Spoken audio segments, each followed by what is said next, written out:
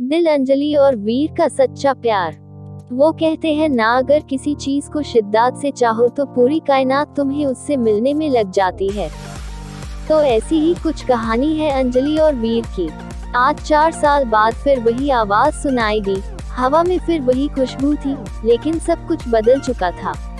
उससे देख के ऐसा लगा मानो जिंदगी मुझसे बोल रही है, तू अभी जिंदा है, तू अब भी ख्वाब देख सकता है, तू अकेला नहीं है अब। लेकिन फिर भी मन में कहीं डर था कि कहीं ये सपना तो नहीं है जो आंख खुलते ही टूट जाएगा। मन में 1000 सवाल चल रहे थे कि तभी वो सामने आग बोली, हाय कैसे हो। मैं तो उससे बस देखता ही रह गया। वो फिर बोली, हेलो कैसे हो, कुछ बोलो। मैं हड़बड़ाहट में बोला, मैं ठीक ही हूँ, तुम जैसी हो। वो बोली, ठीक हूँ, तुम इस कंपनी में जॉब करते हो। मैंने कहा, हाँ। उसके चेहरे पर हल्की सी मुस्कुराहट थी और बोली, मैं आज ही ज्वाइन हुई हूँ, यह आज मेरा पहला दिन है जॉब का। ये सुनकर मानो मेरे अंदर कहीं खुशी की लहर चल पड़ी, लेकिन मैं उससे वो खुशी बांट नहीं सकता था। मैं आज 4 साल बाद उससे मिला था। वो मेरी पहली मोहब्बत थी। हम दोनों साथ में बहुत खुश थे, लेकिन फिर एक दिन आया जब वो मुझसे जुदा हो गई। आखिरकार गलती भी मेरी ही थी। असल में वो मुझे छोड़ के नहीं गई थी, मैंने ही कुछ गलत कर दिया था उसके साथ। मैं ही बेहक गया था किसी और के लिए। और लेकिन वो कहते हैं ना, प्यार अगर सच्चा हो तो बुरे से बुरा इंसान को बदल देता है। ऐसा ही कुछ हुआ मेरे साथ। मैं अंजलि को भूल के भी नहीं भुला पाया था, और फिर आज 4 साल बाद वो मेरे सामने है। क्या बोलूं उससे, मैं किस मुंह से बात करूं, कुछ नहीं समझ आ रहा था मुझे। वो मेरे ही ऑफिस में अभी नई ज्वाइन हुई है और मैं उसका सीनियर हूँ। हम रोज ऑफिस आते हैं, काम करते हैं और घर जाते हैं। 1 महीना हो गया था हुए, लेकिन अंजलि ने मुझसे एक बार भी हमारे बीती हुई जिंदगी में बारे में बात नहीं की, कभी भी। ना ही वो मुझे पूछी कि मैं अब उसी के साथ ही या ब्रेकअप हो गया है मेरा।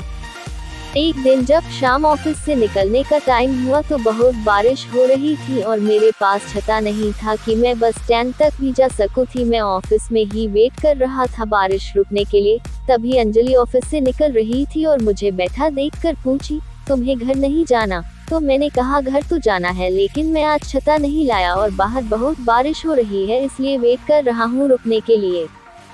वो बोली, ठीक है। फिर थोड़ा रुक के बोली, मेरे पास छाता है, चाहो तो मैं तुम्हें बस स्टैंड तक छोड़ सकती हूँ। मैंने बिना कोई सोच विचार किए जाके दिया और जल्दी से सब सामान रख के उसके साथ ऑफिस से निकला। बारिश इतनी तेज थी कि हम दोनों भीग गए थे बस स्टैंड आते आते, और बारिश की वजह से बस भी काफी लेट थी। हम दोनों के बीच शांति थी, ना मैं कुछ बात कर पा रहा था ना वो कुछ बोल रही थी। फिर मैंने ही हिम्मत जुटा के पूछा कि क्या तुम्हारी शादी हो गई?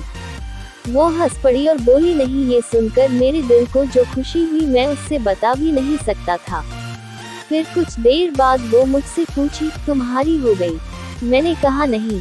फिर थोड़ा रुक कर मुस्कुराते हुए पूछी, प्रीति का क्या हुआ? मैं थोड़ा शांत हो गया और बोला, हम साथ नहीं है। वो कुछ नहीं बोली, बस चुपचाप खड़ी थी। फिर मैंने बहुत हिम्मत जुटा के कहा कि अंजलि मुझे माफ कर देना, मैंने तुम्हारे साथ बहुत गलत किया था। वो चुप ही थी, कुछ नहीं बोली। मैं भी चुप खड़ा था। फिर थोड़ी ही देर में बस आ गई और हम दोनों बस में गए।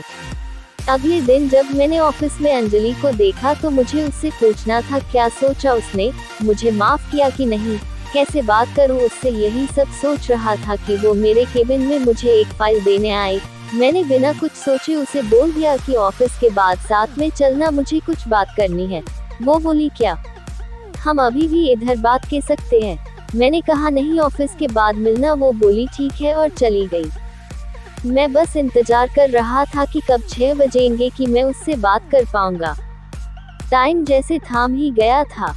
6 बज गया, सब एक एक करके निकाल रहे थे ऑफिस से। फिर आखिर में मैं निकला और साथ में अंजलि भी थी, वो रुकी थी मेरे लिए।